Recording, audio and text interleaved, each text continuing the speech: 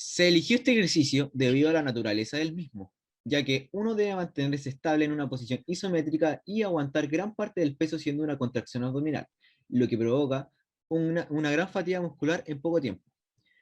Si bien las planchas son conocidas por ser un ejercicio práctico y sencillo de hacer debido a su versatilidad, si se hace de una manera correcta, ayuda a favorecer muchos músculos del miembro inferior, además de fortalecer el abdomen debido a que el abdomen sostiene todo el cuerpo soportando la gravedad del movimiento que se clasifica como estático, pero comprobamos que no es estático como tal, ya que el cuerpo tiene movimientos debido a la contracción de los músculos del abdomen, que se contrae con el movimiento que lo hace desapercibido al punto de vista de una persona que lo ve desde fuera o como se tiene pensado como es.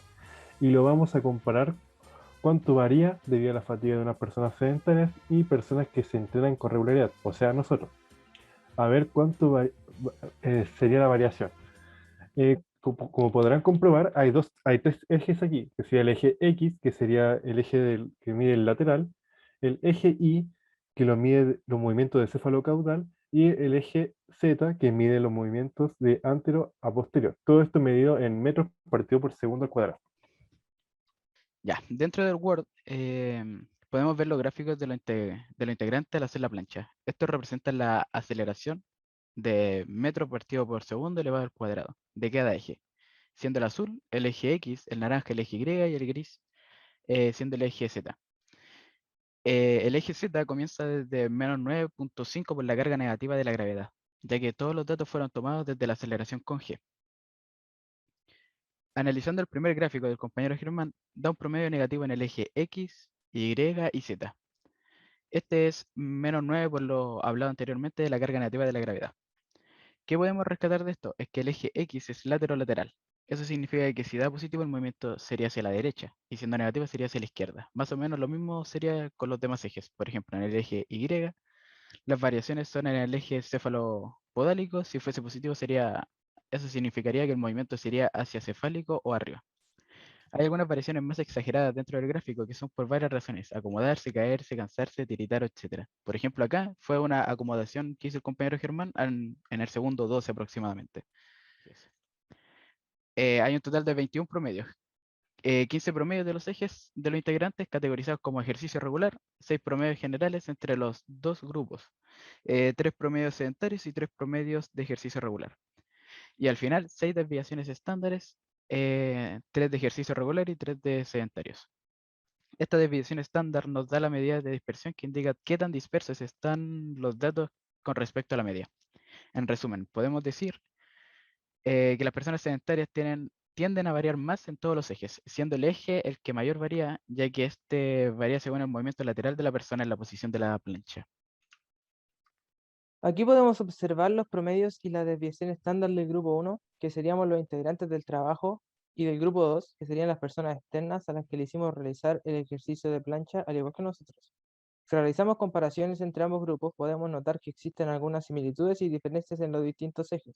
Por ejemplo, en el eje X, donde según los valores se puede notar que en el primer grupo, donde somos considerados como personas que se ejercitan generalmente, se ve que ocurre una leve inclinación a la izquierda en promedio de todo el grupo. A comparación del grupo 2, considerados como personas más sedentarias, se observa una inclinación mayor hacia la izquierda, ya que en promedio es -2,086. En el eje Y se puede observar una variación mayor en el promedio del grupo 2 a comparación del grupo 1, en donde se interpreta que en promedio el grupo 2 se inclina más hacia caudal que el grupo 1. En el eje Z se puede observar una variación considerablemente pequeña en los dos grupos debido a la aceleración de gravedad y a la posición en la que se realiza el ejercicio. Y, de acuerdo a las variaciones en la desviación estándar, en el grupo 1 se puede observar que en el eje X obtuvimos una variación menor entre los integrantes del grupo en comparación a la del grupo 2, que variaron más entre ellos al realizar el ejercicio. Sin embargo, la variación mayor en el eje Y fue la del primer grupo, donde se observa que hubo una desviación estándar de 1,005 y en el grupo 2 fue de 0,961. Y en el eje Z se observa que hubo una variación mayor en el grupo 2 a comparación del 1, que fue en realidad bastante pequeña. Después de apreciar las funciones y aplicaciones posibles para este ejercicio, hemos llegado a la conclusión de que ningún movimiento de ejercicio es perfecto. Siempre se obtendrán variaciones, Sin embargo, a la hora de entrenarse, se obtiene una mejor resistencia y estabilidad, donde es notable la diferencia entre la población sedentaria y la población que sí realiza actividad física regularmente. Entonces, en síntesis, y ya para finalizar, el deterioro del cuerpo a la hora de realizar un ejercicio y que se presente fatiga estará siempre presente, pero esas desviaciones se pueden hacer más mínimas si es que nos dedicamos a practicarlas.